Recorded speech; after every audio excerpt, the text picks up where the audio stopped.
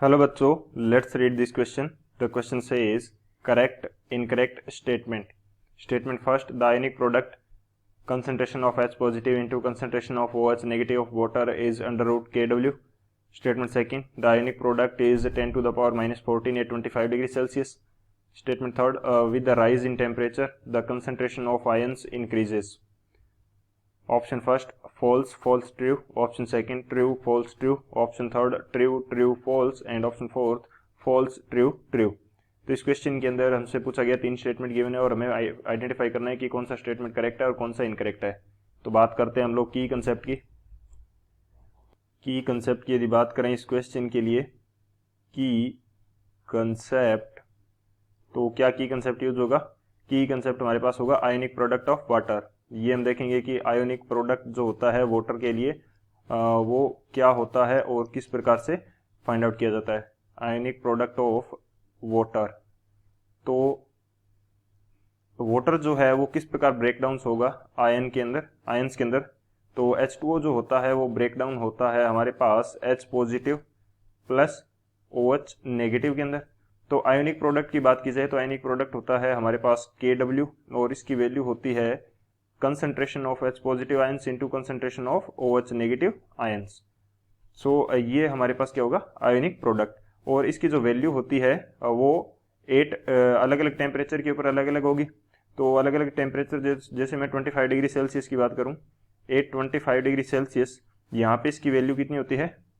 यहाँ पे Kw की जो वैल्यू होती है वो होती है हमारे पास 10 टू द पावर माइनस 14. और इसी तरह से यदि मैं बात करूं 35 डिग्री सेल्सियस, 35 डिग्री सेल्सियस, तो यहाँ पे जो Kw की वैल्यू होती है वो क्या होती है? 10 टू द पावर माइनस 12 होती है, 10 to the power minus 12.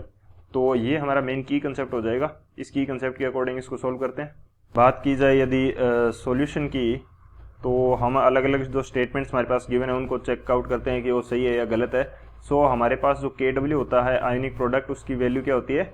H positive, concentration of H positive into concentration of OH negative. तो जो फर्स्ट स्टेटमेंट है वो तो हमारा इनकरेक्ट हो जाएगा. उसने क्या दे रखा है कि concentration of H positive into concentration of OH negative वो रूट Kw के इक्वल दे रखा है, तो वो तो इनकरेक्ट है. हमारा फर्स्ट हमारा क्या हो जाएगा? फॉल्स हो जाएगा. सेकंड हमें क्या दे रखा है कि जो आयनिक प्रोडक्ट होता है 25 डिग्री सेल्सियस के ऊपर वो 10 टू द पावर माइनस 14 होता है, तो ये भी करेक्ट है. ये हमने की कंसेप्ट के अंदर डिस्कस कर लिया, तो ये हमारा ट्रू हो जाएगा. थर्ड क्या है? With rise in temperature the concentration of ions increases. तो कंसंट्रेशन ऑफ आयंस इंक्रीज होगी या नहीं होगी?